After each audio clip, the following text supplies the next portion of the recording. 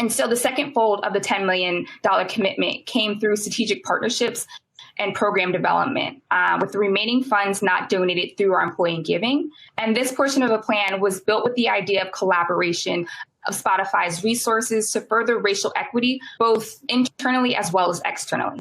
So internally, Spotify created a task force to create a working group for how various business units across Spotify could work together to create a more holistic approach to supporting racial equity that would leverage the full breadth of Spotify's resources. And through this task force, Spotify was able to have clarity around where and how, from a donations perspective, Spotify would show up in the Black community, and that focused on supporting the career pipeline within the tech, audio, and music space.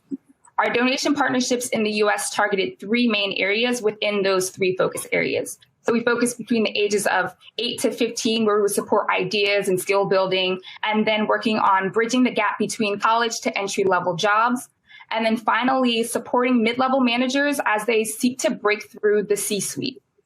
So all of our larger donation program partnerships were built in support of these three critical parts of the talent pipeline. And because we have the task force, the donations were intertwined with true partnerships in Spotify to be embedded into our inclusive hiring, our content, our program pipeline support that all allowed Spotify to acknowledge what resources we could and could not allocate and where we could show up in these critical spots for success.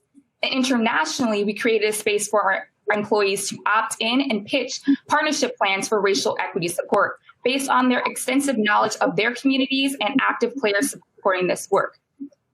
And through all of this, what we learned from a financial donations perspective was that we were able to launch a strategy across the company that had a lot of buy-in from top down, but also from the bottom up, that was very strategic in accomplishing goals and setting a precedent for how Spotify can consistently show up in communities that we care about.